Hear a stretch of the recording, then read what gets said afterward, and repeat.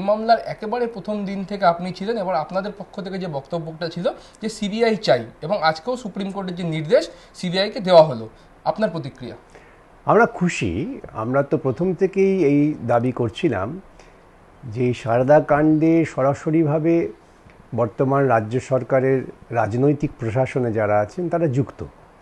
সুতরাং তাদের ছত্রছায়া থাকা যে পুলিশ, তারা কোনোরকম নিরপেক্ষ তদন্ত করতে পারে না। তার কারণ আমরা দেখেছি যে এই নতুন সরকার ক্ষমতা আসীন হওয়ার পর তারা একেবারে পুলিশটাকে পঙ্গু করে দিয়েছে। সরকারকে বহুবার সুযোগ দিয়েছেন, তারা তিনবার অ্যাফিডেভিট ফাইল করেছেন, এবং যতবারই অ্যাফিডেভিট ফাইল করেছেন ততবারই সেই অ্যাফিডেভিট থেকে আমরা দেখাতে পেরেছি যে আসল তদন্ত হচ্ছে না, তদন্তটা হচ্ছে কাউকে আড়াল করার জন্য। সেটা সুপ্রিম কোর্ট গ্রহণ করেছেন। তারা মনে করেছেন যে না, তদন্ত ঠিক হচ্ছে না, সিবিআই তদন্ত করুক।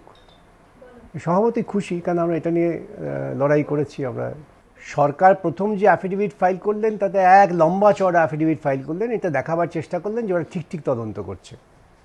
যখন সুপ্রিম কোর্টকে দেখালাম তাদের ওই তদন্তের ঢং, কীভাবে তদন্ত করছেন, কী তার উদ্দেশ্য, সুপ্রিম কোর্ট দেখে বুঝতে পারলেন যে তদন্ত হচ্ছে না। তখন তাদের আবার সুযোগ দিলেন অ্যাফিডেভিট ফাইল করার।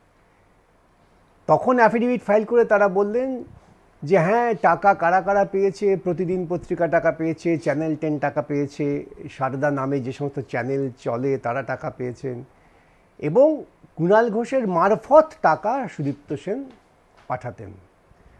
তা কুণাল ঘোষকে যখন সুদীপ্ত সেনের টাকার বাহক হিসেবে নির্বাচন করা হলো, তখন তো কুণাল ঘোষ এমপি নন, তখন কুণাল ঘোষ প্রতিদিন পত্রিকার একজন বোধহয় সম্পাদক জাতীয় কিছু, এবং তাদের কাজই ছিল তৃণমূল কংগ্রেসের হয়ে প্রচার করা। আমরা আদালতকে সরাসরি বললাম, এটা রাগঢাক করিনি।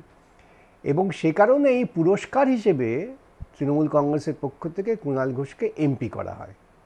এবং পরবর্তী সময়েও আমরা দেখালাম যে এই চিটফান্ডের সঙ্গে যুক্ত যে সমস্ত মানুষজন আছেন তাদেরই রাজনৈতিক নেতৃত্বের সামনে নিয়ে আসা হচ্ছে, এমপি এমএলএ এইসব করে।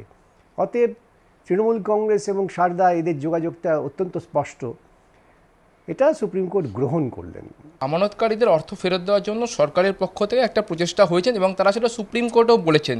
কিন্তু আজকে সুপ্রিম কোর্টের যে নির্দেশ, সেখান থেকে কি সরকারের এই যে প্রচেষ্টা সেটা কি কোনোভাবে ক্ষতিগ্রস্ত হবে, বা আমানতকারীদের টাকা ফেরত দেওয়ার যে প্রসেস সেটা কি কোনোভাবে বিলম্বিত হবে? এটা আরেকটা কেলেঙ্কারি। সুপ্রিম কোর্টের কাছে সওয়াল আমি বললাম যে ওরা বারবার বলছেন যে সরকার আমানতকারীদের টাকা ফেরত দিচ্ছেন, কিন্তু এ কথা বলছেন না টাকাটা কার। যে আসলে সারদার টাকা যারা খরচা করেছেন তারা এই রাজনৈতিক নেতৃত্ব, তারা এখন মানুষের ক্ষোভের হাত থেকে বাঁচবার জন্যে সরকারি কোষাগারের টাকা দিচ্ছেন।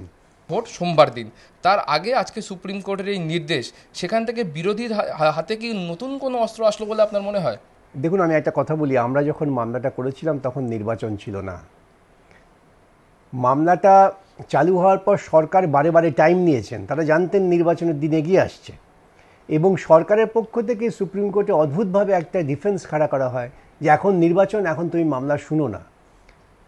তো কোর্টও বিস্মিত হয়েছে। আমরা বললাম নির্বাচনের সঙ্গেই মামলার সম্পর্কই, ওরা এত ভয় পাচ্ছে কেন? কোর্টে কথা কমেন্ট করেছেন, তোমার যদি পলিটিক্যাল ড্যামেজ হয়ে থাকে হয়ে গেছে, তার সঙ্গে এর কোনো সম্পর্ক নেই। ওরাই নির্বাচনের সঙ্গে এই রায়ের একটা সম্পর্ক খুঁজছেন, আমি কোনো সম্পর্ক খুঁজে পাই না। অতএব একটা জিনিস কিন্তু একেবারেই স্পষ্ট যে আজকে সুপ্রিম কোর্টের যে নির্দেশ, সেখান থেকে বিকাশ রঞ্জন ভট্টাচার্য তিনি কিন্তু মনে করছেন যে প্রকৃত সত্য উদ্ঘাটিত হবে, এবং এই ঘটনার সঙ্গে যারা প্রকৃতই যুক্ত সেই সমস্ত মুখগুলো সামনে আসবে। ক্যামেরায় অরবিন্দ প্রসাদের সঙ্গে সৌভিক মজুমদার, এবিপি আনন্দ, কলকাতা।